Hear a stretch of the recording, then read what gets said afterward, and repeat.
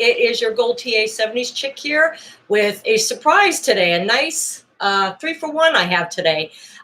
Besides the album review, which I'll do at the last part of the show, I'm doing 70s game shows and dangerous and funny 70s toys.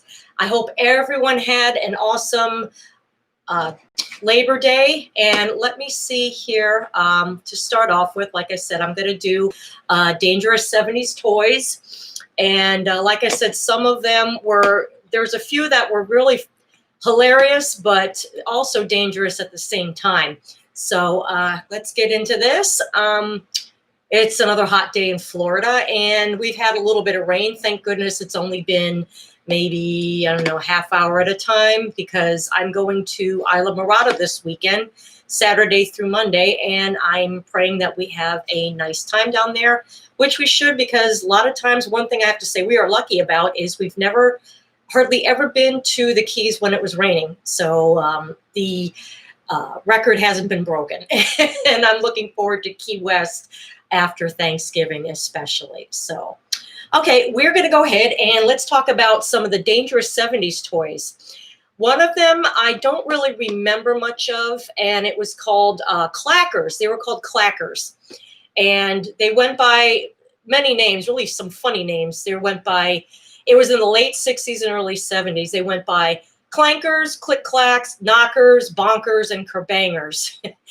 No matter what you call them, they're all basically the same thing. 2 acrylic balls on a heavy string with a ring in the middle, and you held them by the ring and flicked your wrist, causing them to bang together, and it made a satisfying rhythmic clacking sound. And with a little practice, you can learn little sweet clacker tricks and be the coolest kid in the playground. However, the obvious dangers are hitting yourself in the face and balls coming loose and acting as projectiles or shattering. So yeah, that I don't remember. Obviously, it was maybe my mom, maybe my parents remember, because it was in the late 60s as well. And but I don't remember it. Maybe because my parents, of course, wouldn't let us have it because of, for obvious reasons. And another thing too, I grew up with, a lot of people grew up with that, you know, in the 50s, 60s, 70s. What I remember were the metal playgrounds and the metal swing sets, and like the slides were metal. I mean, you burned your ass. God forbid it was summertime. You literally could burn your ass right off. And what we would do, though, with them is a couple times, my brother, I think, did this. They put on the little, they put a water hose, and people would slide down it like it was a water slide. That was a good idea, though. And another thing, too, I used it for is underneath, like a little fort. You sit underneath. And I had a little fort. That was when I was about 6 or 7. God, to be young again, especially in the 70s. I'd go back in a heartbeat. And believe me, I'd probably change quite a bit of things too as well. But anyway, metal playgrounds here, they're where today's tots get soft rubber mats and slides that barely have any slide to them. Kids of the 70s got to hang off of 2-story spiderweb domes, zip down steel slides, and go flying off enormous metal merry-go-rounds and probably land on pavement, which I did when I was 2. I was on one of those merry-go-rounds, and I remember I was on it, and I fell off, and I see my mom coming towards me in her beehive and her 70s clothes, her purple pants, and oh, sweetie, oh my goodness. And when your mom comes up and comforts you, it's always nice. So yeah, I've had that experience. And of course, if you were really fortunate, your playground might be bedded with gravel. And the best part was everything was made out of steel, and all became surface of the sun temperature in the summer, as I had described before. So yeah, and it's funny how nobody ever thought to use plastic at that time. I guess just, I don't know, maybe, people's minds weren't developed enough. Everything changes as you go on. And now with the plastic, something else might come up. Who knows? But, oh, and another one too that, of course, I don't see too much of, and I guess it's a good thing, were lawn darts. And they're obvious dangers. They were supremely dangerous and eventually banned in the U.S. after the death of a 7-year-old girl in California, and Canada followed suit the next year. In, let's see, what is it? In 1988, they were banned after the death of a 7-year-old girl in California. And in the 8 years leading up to their American ban, the lawn darts sent 6,100 people to the hospital. Yeah, absolutely. We never played with lawn darts either. My parents were actually pretty smart. But the metal playgrounds, not so much. The metal slides and everything else. And of course, I'm sure everybody as a 70s kid remembers trying to swing up so high that the poles that it lifted off the ground. That was pretty spooky. And I never attempted that. I'm like, oh, no, sorry.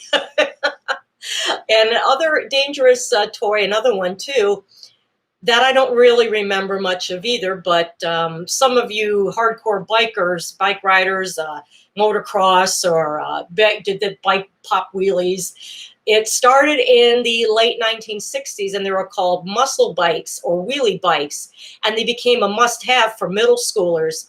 These bikes had hot rod type styling for kids who weren't old enough to drive, and they had ape hanger handlebars, Dayton rims, wheelie bars, banana seats, and small front wheels that are easy to lift off the ground. The swing bag, it also had a second steering axis in the front that you can actually ride with one wheel on the curb and another on the road, or in a cool S shape. And it was hard to steer and made you much more likely to fall on your face. Yeah, those I don't really remember. I do remember some of these bikes that were really, they had the handlebars, the wheelie, like the wheelie bars down here. And it was really, you had no room here. You look back, and these are the boys' bikes. They had the handles here, and you're kind of leaning back. So, yeah, that was pretty weird, too, back then. I remember my brother had one. One of my brother's good friends had one, and so on and so forth. And that was definitely the fad of the time. And also, there were also the super elastic bubble plastic.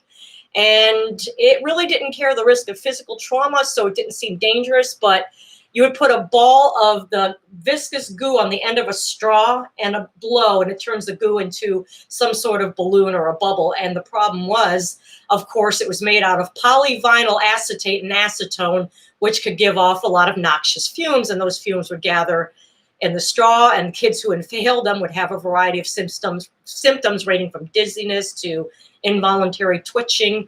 And over the years, several companies had tried to bring back a less toxic version of the plastic. And I don't know how good that went over. I haven't really seen it, so who knows. But yeah.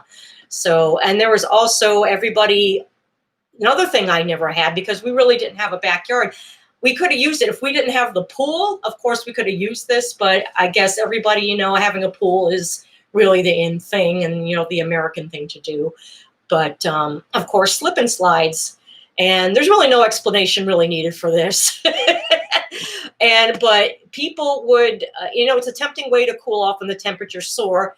And of course, these backyard water slides also, not only proven tempting for teens, but adults as well. And adults, of course, way more than kids. So there's, I think, and especially when you're older, you're not so flexible like you were, and you're likely to pull your back out or twist a limb and so on and so forth. But those and the adults who are the teens and adults who are at the greater risk for injury on backyard slides because of their weight and height. And in 1993, the CPSC issued a formal warning against teens and adults using them, citing several cases of neck injuries or even paralysis. So yeah, those are obvious dangers there. Really not too many explanations needed. But another one, believe it or not, is Lego. And of course, I think they made Lego with much less toxic crap in it. What happened was they were really low key, really back then, trying to kill you. And you think, how could Lego possibly be dangerous? Because it was made with lead. And if your Lego was made before the early 1980s, it's probably colored with lead cadmium, and other heavy metals. And it's amazing that any of us kids survived. And being that as a 70, of course, we played with Legos back and forth. I mean, Legos are, they're a legend. I mean, they, like Levi's, they never go out of style or fashion or fads or whatever. But yeah, so I would think that there's much less toxic materials in it now. And there's another one, a Battlestar Galactica missile launcher. And of course, it was launched in 1978 when the show first debuted, and it had stickers that read, "Do not put or fire red missiles into mouth or towards face." I mean, if there needs to be labels of this sort, then that just shows you how, I mean, it just amazes me how dense and dumb people can actually be. But there are plenty of those, like World's Dumbest Stunts, that you've seen that you just, you question their gene pool. However, what happened was it was inevitably used to hurl these objects directly into mouths and faces, causing asphyxiation, obviously. And the toys were recalled a year later in 1979 after choking and eye gouging, and even a fatality had been caused by this death trap. When Mattel recalled the missile launcher, they offered a Hot Wheels car in return, which is pretty cool. I mean, you can't go wrong with Hot Wheels. And the other ones I remember playing with were aluminum play kitchens. And of course, they rusted very easily and more than likely could have caused injury, as they had, they all had pointed edges, but that's pretty much what was normal, and we all liked it. We all loved it. But I remember looking at them and thinking, God, I'd really love to use this sink. So I put water in it. And after that, I'm like, no, it doesn't work. And that was when I was 4. I remember getting it for a Christmas gift in Christmas of 1972.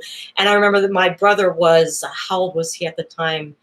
6. He was 8 months. And I see him laying on the floor. There's a picture of him with a gift. And he's trying to open it with his mouth. It's such the cutest thing. Oh, my goodness. And another one, too, was funny and dangerous at the same time, where there's the water wiggle. And it was a 7-foot plastic hose.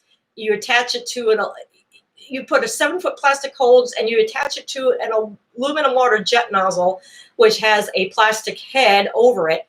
And what happened was the plastic heads had a tendency to go missing or break. So then you're left with a wildly flailing metal piece that might hit you in the head. And in 1978, a 4-year-old boy died when the water wiggle was used without its head, and the metal part lodged itself in his throat and he suffocated. The same thing happened in 1975 with a 3-year-old boy. Wow, are people really that? I mean, there's a reason that there's instructions, people. I mean, come on. But then again, I guess people in the 70s back then we didn't wear seat belts. They were there, but we ignored them. No seat belts. We had car seats for the kids, of course, but that was the only thing. And we'd always be in the car. And I remember when the back part was down and you can crawl to and fro. And that's what I did as a kid. That's what we all did. We all sat in the back and we're looking out, toward the station wagon window, and we're going, hi. And anyway, to continue with the water wiggle, the aftermath was the 1978 death had Wham-O issuing a recall of the product for full refund. And this isn't a toy, but it deserves honorable mention. Ford Pintos. And they were recalled in 1978, and there was as many as 500 deaths. The Ford Pinto, it might be a punchline today, but the car was actually top seller in the early 1970s. But unfortunately, its poorly designed fuel system, of course, could cause the car to explode into flames during a rear-end collision, because that's where it was located. And I don't know what genius thought of that, but anyway. And it played out all too often. It led to, like I said, a number of deaths that are still under dispute, but it could be, they could be as high as 500 according to the automotive news feed. Ford was forced to recall about 1.5 million of the cars in 1978 and even facing criminal homicide charges the following year. Yeah, that's pretty bad. And I don't know how they lasted as long as they did. I mean, you would think after maybe quite a few deaths, doesn't even have to be 500. But then again, you got to consider too, sometimes you don't think, you think that, oh, only a few can go by, but you forget that America has trillions of people in it, you know, over 1 billion trillion people. And everybody that got a Pinto in one area of the US was, you know, dying here and there. So, but I'm surprised actually there were no more than 500 deaths. Anyway, one of the most hilarious 70s toys, and actually seemed pretty dangerous because I think it could whack you right in the face, was Stretch Armstrong. And I'm sure all of you 70s kids remember the Stretch Armstrong dolls. And I don't recall my brother having one, though. That's the funny thing. But because they were the toy to have, along with, you know, next to G.I. Joe and the $6 Million Man. But this one, of course, it was created, I remember when it first came out, created in 1976 by the U.S. toy giant Kenner. And it was something of a late 70s phenomenon, and for good reason. If there's one thing boys desire more than anything, it's being able to tug on a pudgy, semi-naked man who wears a pair of skin-tight rubber pants and is seemingly untroubled by nipples. And his body, the body was filled to the throat with corn syrup. And as his name implied, stretched up to 5 or 6 feet and would remain at that size for a few moments before slowly returning his original flaccid dimensions. And it was a simple but effective concept. But I would think that would be dangerous, but I didn't realize that it did, evidently it held its shape.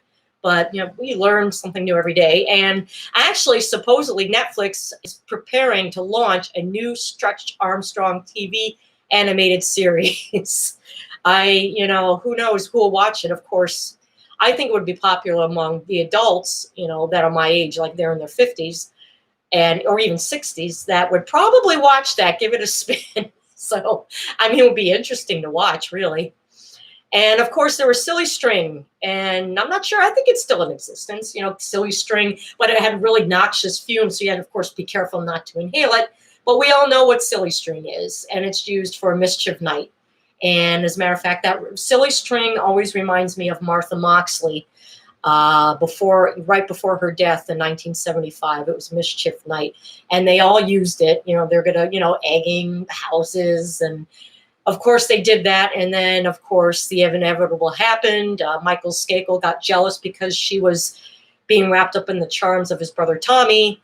So she left. He was being a dick. So she left, and he came after her with a 9-iron. I mean, end of story right there. But, you know, money talks. You know, it was hush money because they were Kennedys, and paid them hush money. So it went unsolved until 2002 when Michael Skakel was found guilty, and it was long overdue. But anyway, that's enough for the hilarious 70s toys.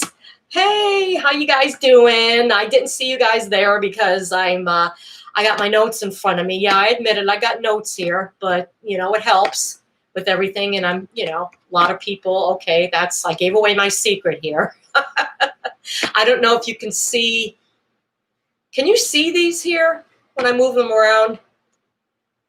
I don't know. Maybe you can. I don't know. But like I said, I'll hold it up like this so you all can see, at least see me and half of this. Let's see. Now we've got, oh, excuse me. Sorry. Okay. Now, here we go. One of the more popular, oops, one moment.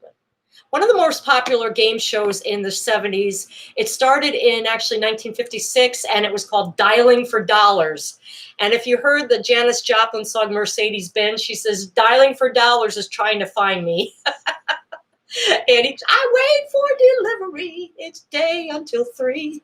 And anyway, what happened was it originated as a radio program in 1939 on WCBM in Baltimore, Maryland, hosted by Homer Todd.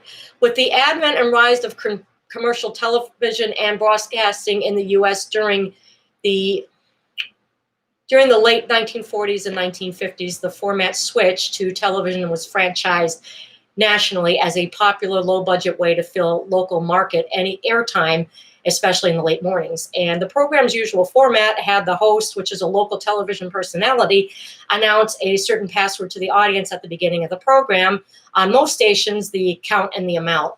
He would then randomly select a phone number to call from a bowl or a drum, either from those that had been previously submitted by viewers or by scraps of paper cut from residential telephone directories. Viewers watching the show would know that they were being called, answer the phone with the correct password, and would win a monetary prize. If the viewer did not respond correctly or failed to answer the call altogether, the prize money would continue to increase. And the count consisted of a number 1 through 9, and direction were up, down, or top, bottom, randomly selected at the beginning of the show, and that served to determine which number would be called. Slips were cut from the pages of the viewing area's telephone book or books, each containing several numbers at each playing, and one slip was drawn and the appropriate number was selected. If the count was 6 down, for example, the 6th number down from the top of the slip was called, and the amount was the value of the cash prize of the at stake. And by the mid-1970s, the popularity faded for the dialing for dollars format as competition developed from daytime talk shows and more sophisticated game shows coming from syndication. Another factor in the show's decline was the trend of fewer households having stay-at-home members available to answer the phone during the day. Dialing for dollars left the Baltimore airways in 1977, although it is still seen in a few markets. After giving away $800,000 locally in its 38-year run there on radio and television, this was the dialing for dollars I remember. I remember seeing all the time where they have the big canister, the big plastic where you would use the crank, you'd crank it and reach in, of course, and read the number, or they read the number, they did the number and call it, and then the rest is history. So anyway, and let me close down these things that came up on my screen here. Okay, anyway, of course, my favorite, and well, like I said, with the game shows, I mean, we all know Price is Right, and we know Jeopardy, we know Hollywood Squares. So of course, I'm mentioning the ones that a lot of people might know, some might not, and there were some that were very short-lived. But one of these games, I'm not sure. I don't even think it's, I think it's in syndication now, of course, it's started, I think, in the 50s, but in the 70s, of course, I remember it was Match Game. And because I remember watching Match Game, it was Match Game 73, and of course it was hosted by Gene Rayburn. And I remember Match Game 74 and 75, and then after that, as kids, you grow, I mean, everything moves. It's like everything, you stay interested for one so long, and then you go, you forget about it and move on to the next. But anyway, Match Game, it would consist of 6 celeb panelists who would sit in the desks in front of the 2 contestants. And there were 2 mainstay panelists, where the mainstay panelists were. And a lot of the statements were double entendres, which marked a turning point in the questions of the show. And soon the tone of Rayburn's questions turned to more risque humor. 2 of the mainstay celebrity panelists were Charles Nelson Riley and Brett Somers. The chemistry between Somers and Nelson Riley prompted the producers of the show and CBS to hire them as regular panelists. And Somers remained on the show until 1982, while Riley continued appearing through the 1983, 84, and the 1990, 91 revivals. 2 contestants would compete on each episode, and on the CBS version, the champion was seated in the upstage red circle seat, and the challenger, which was the opponent, in the downstage, which was the green triangle seat. And on the syndicated versions, which had no returning champions, positions were determined by a backstage coin toss. And the object was to match the answers of the 6 celebrity panelists of the 6 celebrities would write their answers on index cards, and after they finished, the contestant orally gave an answer, and Gene Rayburn then asked the celebrities one at a time from the beginning to the end, all the way from left to right, and they would respond with their answers, and the audience usually groaned or cheered depending on the answer if it equaled what the contestant would answer, the contestant's answer, if it matched up. And what would happen too, at other times their reaction was deliberately inappropriate, such as howling at a good answer or applauding a risque answer to perverse effect. And the contestant would earn 1 point for each celebrity who wrote down the same answer or reasonably similar as determined by the judges, for example, rear end or it matched bottom or a similar euphemism. Up to 6 points for matching everyone on the celebrity panel. After one contestant played, the second contestant played the other question. And if the contestants had the same score at the end of the game, the scores were reset and the contestants played one tiebreaker question each. And again, they attempted to match all the 6 celebrities. Tiebreaker rounds were repeated until a winner was determined. So yes, that was one of my favorites. And the answers would be so funny. And, the answer from, of course, they're always, Gene Rayburn always gave some of them were risque, sometimes they weren't. Like one of them was order blank. And of course, maybe there was order blank, order form, order who knows, order catalog, whatever. But yeah, so that was a really fun game I used to always watch. I used to love that game. And there was another game that I would see on my parents' television, but I really didn't get too into. It was called Tattletales. And I remember this from 1974.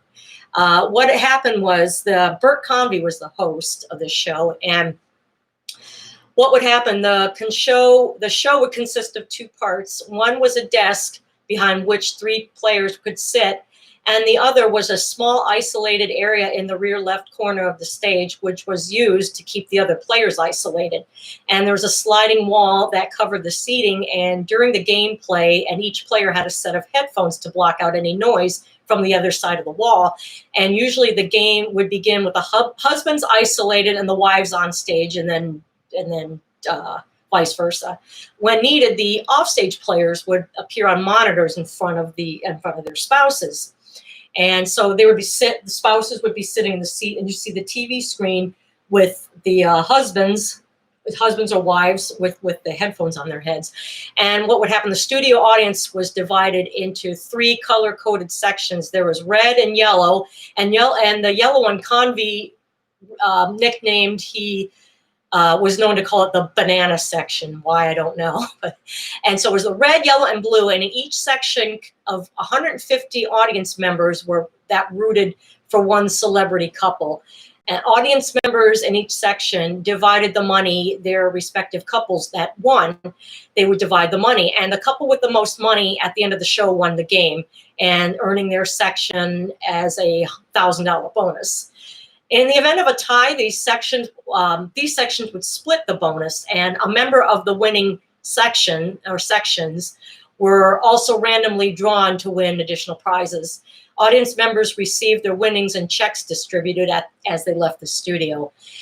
Bert Convy, what would happen? He would ask the players on stage 2 questions, and after each question was read, a player on stage buzzed in to answer the question, and then that player then gave a 1 or 2 word clue that the spouse would recognize. And the question was then repeated to the offstage players appearing in the monitors in front of their spouses, and it was followed by the clue. The offstage player who buzzed in the first answer question, and if the couple's answers matched, then they won money for their rooting section. And correct answer was worth $100 with a 1-word clue and $50 with a 2-word clue. Another question was then asked, and usually multiple choice, and it was called a tattletale quickie, to each couple in turn. On their turn, each onstage player answered the question, and the spouse appeared to and answered the same question.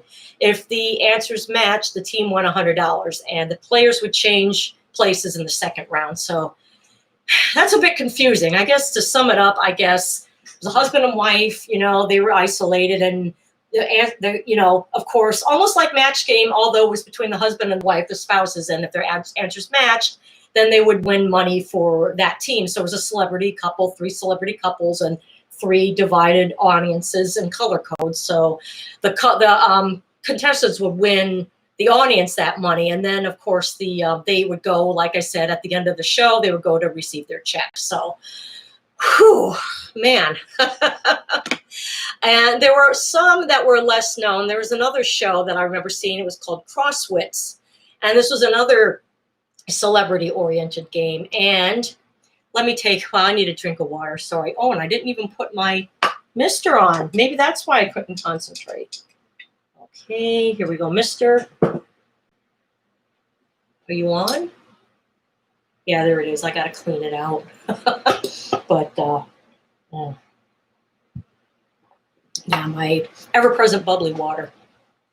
Anyway, so Crosswitch, what would happen is it was taped before the era of computerized graphics and featured a manually operated game board that used black lit tiles that illuminated to show the letters in each word. And it consisted of celebrity players. And the category of the master puzzle was given at the beginning of each round. And the contestant captain chose which position in the crossword puzzle to identify, and to which to play that position. And then a crossword clue to that word was then read. And if the celebrity couldn't answer it, answer within 7 seconds, the contestant could then answer. And then if neither the celebrity or the contestant answered correctly, the control was passed to the opposing team. And each correct answer was awarded 10 points per letter in the word. So if the word was scientist, correctly solving the word would be worth 90 points, which was cool. Come on, let me close this here. Sorry. And after correctly solving a word, the contestant could select another word for the other celebrity on his or her team to guess or attempt to identify the subject of the master puzzle. If he or she elected to attempt or guess the subject, the contestant would ask Clark. Who's Clark? Oh gosh, that was Clark was the host, and I don't remember the host's name except Clark. I'm sorry. Anyway, the contestants would ask him for a conference, much like Family Feud, if they try to huddle together and come up with a good answer. So they were huddled together actually with the celebrities, and they were given 7 seconds to discuss an answer. And once the conference was over, the contestant was prompted for an answer. And the team who correctly solved the master puzzle earned an additional 100 points, while an incorrect solution passed control to the other team. The trailing team began each subsequent round. It began in 1976, and contestants were awarded a prize for solving the puzzle in addition to the 100 points. And from 1976 to 79, if a puzzle was solved with only one clue word in one of the first 2 rounds without knowing the category, the contestant won a new car. And in 1979, this was changed to awarding a car during the second round each day with no conference between the celebrities and the contestants, although contestants were still giving 5 seconds to ponder before giving the response without knowing the category. The team who solved the puzzle in the first round also began the second round when the rules changed to only offer a car in the second round. And this change was made so that a team did not intentionally lose the first round in order to have a better shot of the car. The game continued for an unmentioned time limit, and the contestant with the most points won the game. And it's starting in 1979, a captain whose team scored 1,000 points were also won a $1,000 bonus, which was nice. And since the numbers on the squares were too small to be seen on the home viewers, there was a hostess who would use a long pointer to indicate the position of each word on the board. Like Vanna White, spin the letter, Vanna.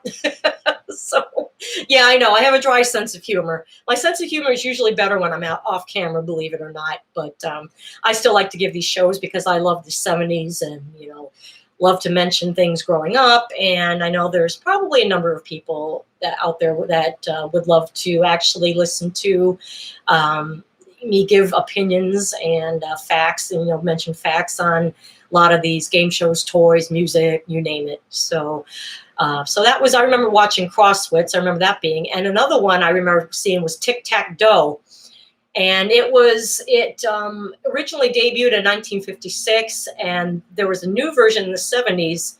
It consisted of Wink Martindale. The host was Wink. Everybody knows who Wink Martindale was, and then there was Soupy Sales, who was, I think, game show host for a while, and he had the Soupy Sales show back in I think it was the 50s, early 60s. My dad was showing me parts of it, and back then, a lot of the humor was kind of, it depended really. A lot of the humor was really, I look back and I'm like, was that really funny? I don't know. I don't see any humor. But anyway, well, kind of like me, you don't, I try to be funny, but there's no humor there. Anyway, what happened was the contestants would play tic-tac-toe, and they'd answer questions in order to play, the X and the O on an electronic game board in order to get 3 in a row. And after that, the winner plays a bonus round where they attempt to get another 3 in a row without accidentally picking the screen. And if they didn't pick, if they picked the wrong letter or, it didn't match, then a dragon's head would come up and it would go, arr. And of course, as a kid, we loved that. It was so funny. Anyway, it would cost, of course, when the dragon popped up, it would cost their bonus game winnings. And I'll never forget, there was a contestant. He went by the name of Doc, obviously his nickname. He won several consecutive games, and he was mentioned at the beginning of each episode. And I remember the audience would cheer him on. Go, Doc! Go, Doc! They would cheer him on and clap. And I really can't remember the exact amount of games he actually won, but it had to be at least 10 at the most. I mean, this guy was phenomenal. And so, yeah, that was kind of like, different. Of course, it's much different than Hollywood Squares, but of course it's tic-tac-toe, but we all know Hollywood Squares, a secret square. And who was always in the middle was Paul Lynde. And he was very, I read about this guy. He was very flamboyant, and that was way before Charles Nelson Riley too. That was way before they all came out of the closet. And so, of course, as a kid, we don't know. We have no idea. We just think they're funny dudes. And I'll never forget when Alice Cooper played on Hollywood Squares, and this was when I was about 5 or 6, and he frightened the hell out of me. They called his name, and he had a rose or flowers in his hand, and he broke them in half, and I'm like, but Alice Cooper, he's one of the nicest guys, and he's actually Christian, and he's one of the, I wish it would be nice to meet him. Actually, he's known, I've heard him speak in interviews, very nice guy. And I think he even played golf with Bob Hope a few times. Anyway, getting back to the subject matter at hand, the very last one I want to mention is, I'm not too sure anyone remembers this, but I remember growing up, it was called Bowling for Dollars. And I remember there was a host named Artie Warren there, who was obviously an older man. I don't know how old he was at the time. He looked to be about 40, but I was 5, and I had the biggest crush on him. God knows why. And I talk about him at the table. Artie Warren, oh my God, I love Artie Warren, oh my God. And my mom would say, do you love Artie Warren more than Daddy? I'm like, yeah. And my dad would go, this would be when we were sitting at the table eating, back when family sat down to the table. And then after that, it was more, my brother and I would sit at the counter, and my parents would sit in the living room with the TV trays, or we had, like in the Florida room, we had a little nice plastic table and wooden green. Of course, there's green and white. The colors, we got that in 74.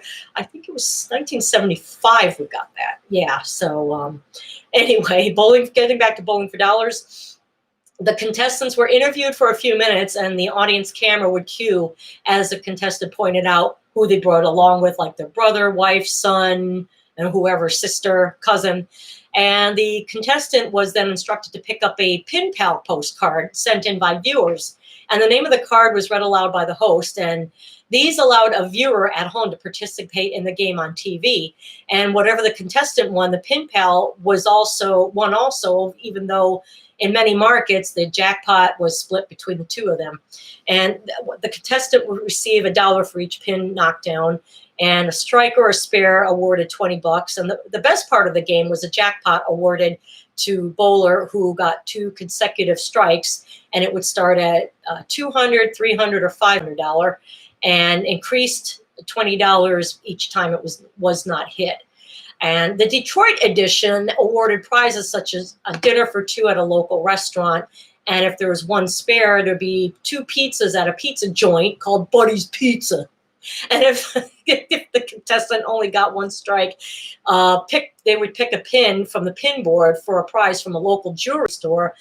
And one was a genuine diamond ring. And finally, if a contestant did break the jackpot, he or she got to bowl 1 more time. And if that was a strike, which is called a turkey, they would receive yet another prize, such as a recliner chair or a bicycle. And we all know recliner chairs were the big thing back then.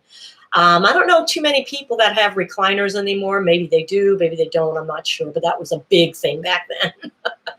And then they had a Los Angeles version as well. And they were awarded a portable television set for 3 consecutive strikes and a car for 4. And like I said, the host, I don't remember too many of the hosts on that show, but what stuck in my head was Arnie Warren, of course. And he was my, major crush then. So my major crushes over time were Hello, Butler Land. Glad to see you've heard that song. Rick Wink, his name was Wink Martindale. He went by Wink.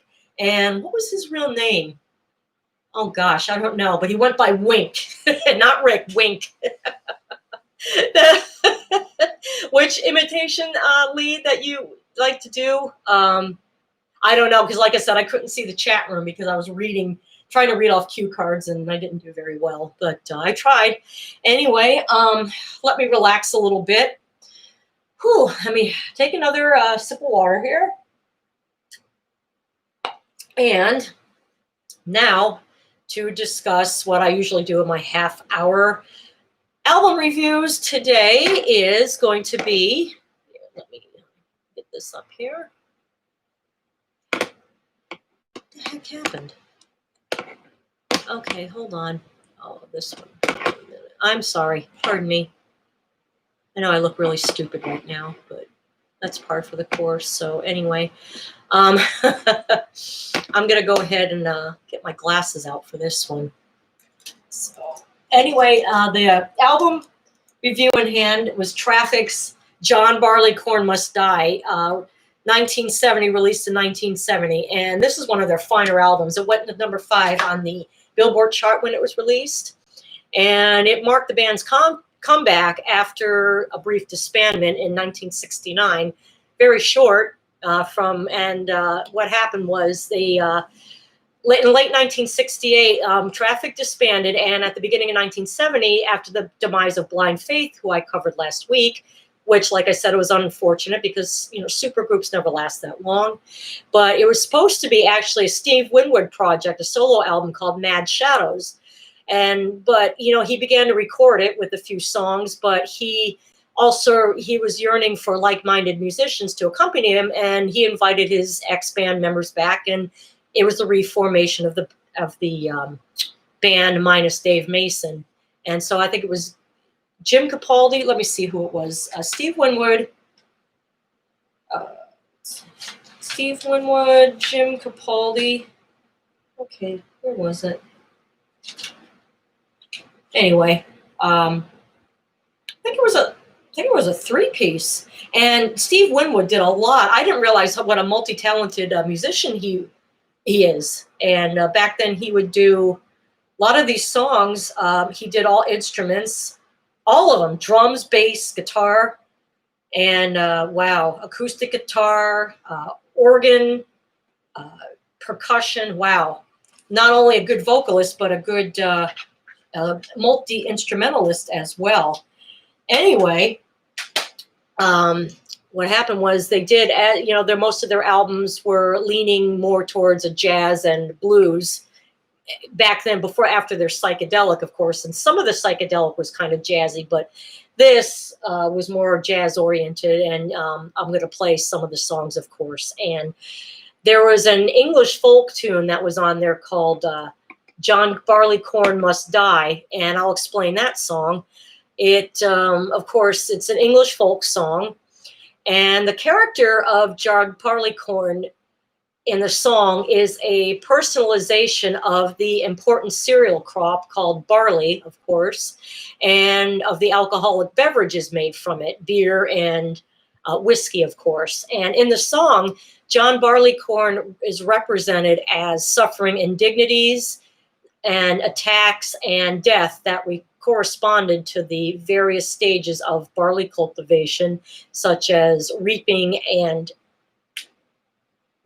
malting, And this was kind of similar. This was kind of gruesome in some respect, because they're referring to this John Barleycorn character to actual reaping of the crop. And like I said, it's more in the more barbaric and gruesome description. There's a link between the mythical figure Beowa, which was a figure stemming from the Anglo-Saxon paganism, whose name, it was from Anglo-Saxon pagan name, and it was a name that meant barley. And so there was a kind of a link between this character and John Barleycorn. And it's been said that this figure, Beowa, and Barleycorn are one and the same. And the song notes that it details the suffering, death, and resurrection of Barleycorn himself, yet also celebrates the reviving effects of drinking his blood. This is also kind of like the story. It's almost kind of like Jesus and his plight, suffering indignities and and death and attacks and stuff like that. And I had them on the tip of my tongue to mention, but I'm not going to mention it. So, because it reminds me of something else. But anyway, so yeah, the Barleycorn character was like kind of cut down, and they drank his blood. And it's similar to barley reaping and reaping and malting and so on and so forth. It's pretty gruesome. Here's one of the lyrics to the song.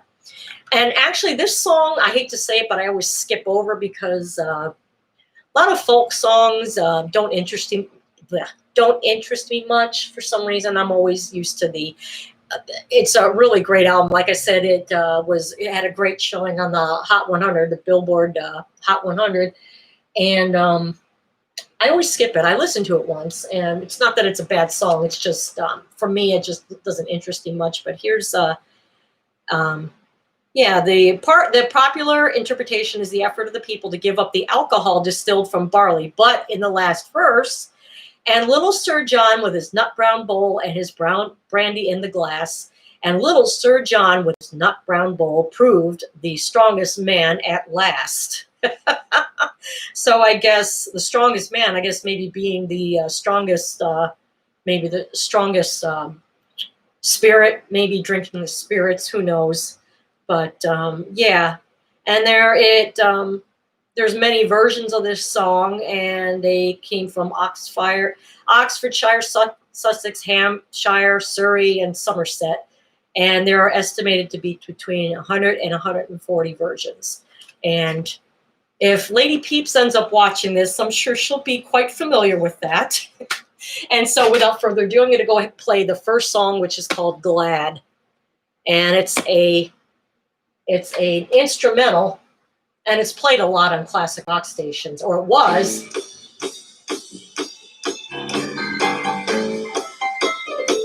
This is a great song. And nowadays, classic rock consists of Poison, Tears for Fears, what else? Bands that shake your head. It's like, no, that's not classic rock. I'm sorry. Classic rock is more like this. Oldies are like 50s and 60s. Classic rock is 70s and 80s.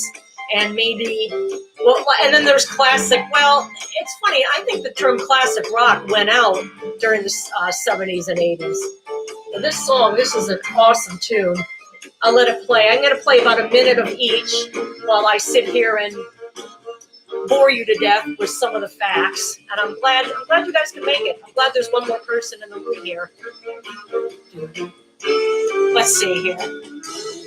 Like I said, Steve Winwood was very multi-talented. He plays the organ, piano, and percussion in this song. Like the extra percussion, not like maybe the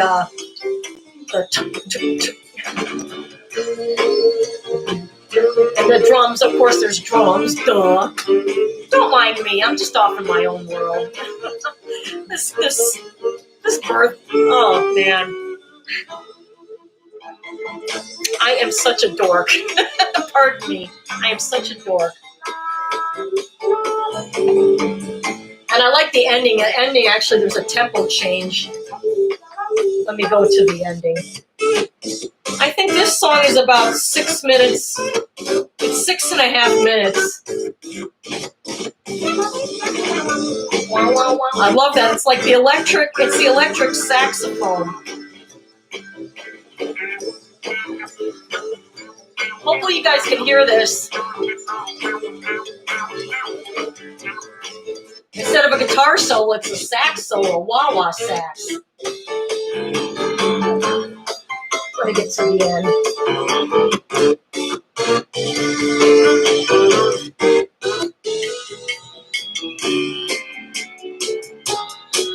I love the end here, and it switches the tempo to a lower, nicer tempo here.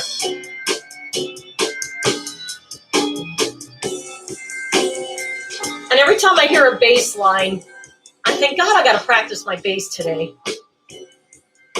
And next one is called Freedom Rider. I love this album too. It consists of only 6 songs, but what's nice about it is because the songs are long. The shortest one is Empty Pages, which was the first single for the album, but it only made it to like number 74 or number 80 or something. Yeah, Steve Winwood was an excellent vocalist. You know, and of course, like I said, he was in Blind Faith. That was what I covered last week.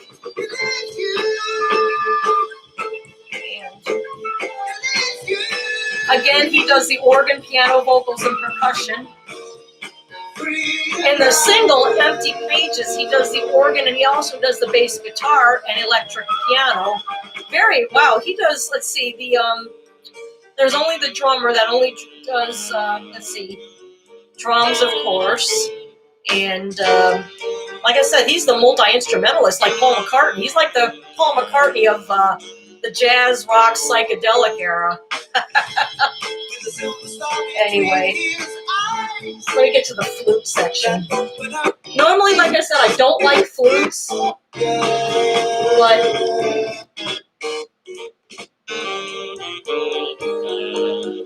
electric sax, that's good. Okay. Here we come.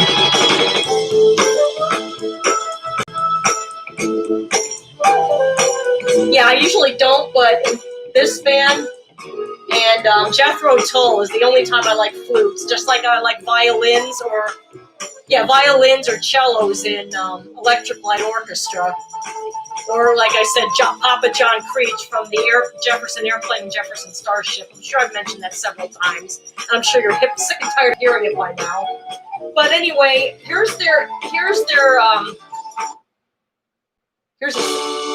a single from this album. It's called Empty Pages. And I love listening to this. I can hear it more than once and never get tired of it. Someone who can comfort me, but there are always exceptions. Pardon me for pausing and being spaced out and just not being there. I'm just introducing the music. That's why I do the album reviews. I give my opinions and those of other reviewers. And 9 times out of 10, I think, what was it, Rolling Stone or Robert? His name is Robert Christgau. Always gave albums for the most part bad reviews. He said something about Winwood's voice trying to play on the music, trying to kind of equal. I don't know. I don't understand a lot of rock critics, to be honest. I mean, according to the movie Almost Famous, I don't know if you saw that, it was a fictional rock band called Stillwater.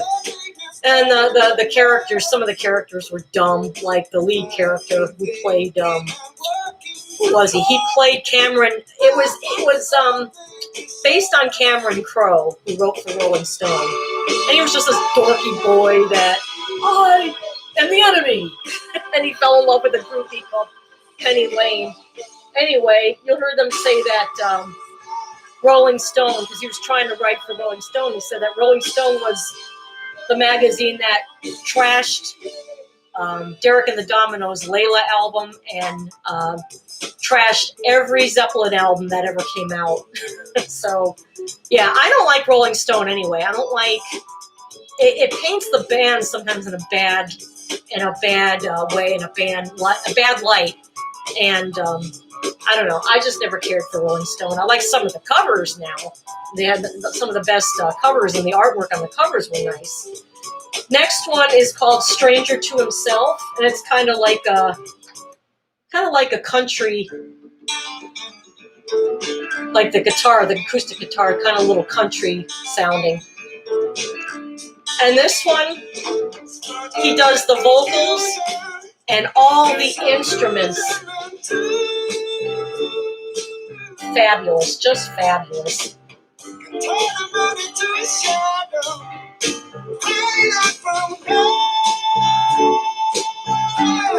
Yeah, when Steve Winwood went solo in the 70s, or like the early 80s, some of his songs, like there was that song, While You See a Chance, that was a big hit. That was a good song.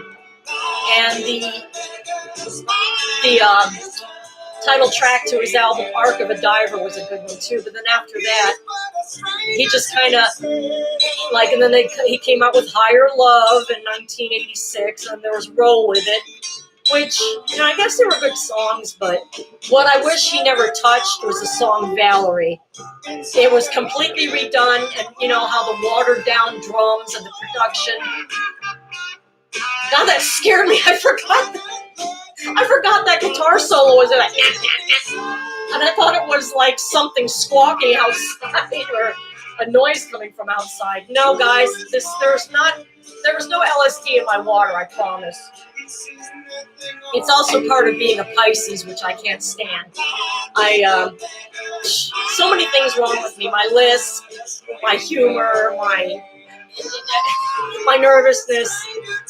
Oh, God. Next time, please, let me come back as something other than this. Sorry, Dana, I know you don't agree, but that's okay. I'm glad you think very well. That makes me feel good, actually. I love this. Boom, boom, boom, boom. That drum. I like the drum beats, actually. Yeah, wow, that guitar, that fuzz tone. And now here's that folk song, John Barleycorn.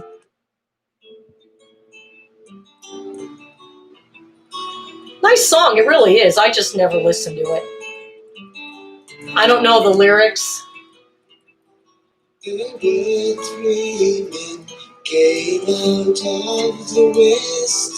Three men came out of the west. Tried their fortunes, of course. These three men made a John Barleycorn. They made a vow, John Barleycorn must die.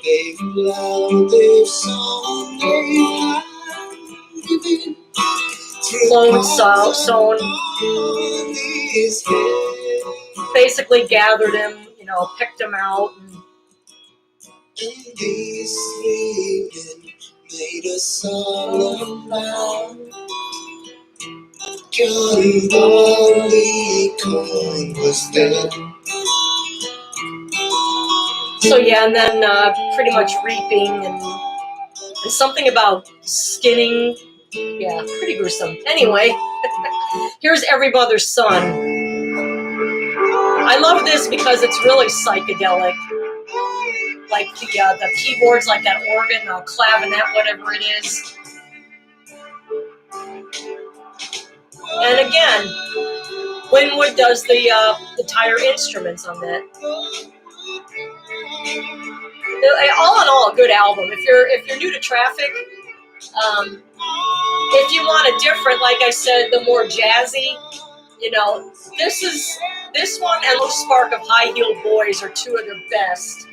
Shootout at the Fantasy Factory the title track was good, but the rest of it, and their very last album called When the Eagle Flies, and a song called Walking in the Wind. Walking in the Wind has a great bass line, bass opening. And I'm definitely going to practice today for an hour at least. I'm going to play around with the bass. I got a bass line, like I said. I posted it on Facebook. I didn't think anybody could see it because I sent it to Lee, the bass line to one of his silly songs that he made up. And my mom and a friend of mine said, wow, I'm glad you're practicing your bass. And I'm like, what do you mean? And I look, I'm like, oh my God, they can see this. I couldn't believe it. Oh my Lord. But anyway,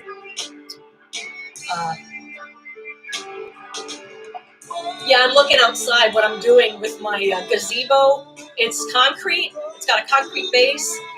I started painting it. We got that Florida blue. And I'm painting. It's going to look nice. Eventually, my hubby wants to get like a nice wooden deck. And eventually I said, well, before that, I'd like to paint it, hide all the dirt spots and all that. So I've been kind of using a little roller. And of course, I only got like a quarter of the way done. And I took a little brush and kind of filled in the cracks there, the little spots, the little indentations. And he's going to get me, of course, a bigger roller. And with that, if there's a bigger roller and I put the pan, of course, that's probably only going to take at least an hour, maybe not even that. But I'm going to play this part here that I like, the psychedelic part here, and then I'll let you guys go because I don't want to bore you guys to death anymore. So I've already gone for an hour now. Like I said, it was 3 for 1. If you guys know anybody that likes this stuff, let me please refer them to my channel. And if there are any criticisms, I'll even take them. Let me know if there's something more you like to see or that I can do better or cut out. Let me know. I've always loved this type of this reminds me again of being in my backyard in 1970 before we had the pool. Not a cloud in the sky, kind of leaning back, like I said, iced tea, then maybe a glass of wine and a joint. And I don't smoke anymore, but who knows, there might be times where it sounds good. Yeah, it's spaciness. I like the spaciness of that song. But anyway, I hope everyone enjoyed. Let me end with empty pages again. Anyway, sorry for the slip-ups and for the dry humor. I gave it my best shot, and I hope you guys enjoyed. And if anybody out there, if you know anybody out there that might like this, have them either check me out. And if they do like what they see, have them subscribe and hit the notification bell and like and share these videos with your friends if you could. It would be much appreciated. And I will see you again for another, this stupid new mouse I have. It's a wireless. I can't stand it. Anyway, everybody have a wonderful rest of your day, and I will see you tomorrow for another edition of half-hour album review. If something changes, I will let you know, and I will possibly come back on Thursday and Friday. Okay, everybody, enjoy the rest of your day. I hope you enjoy. Bye.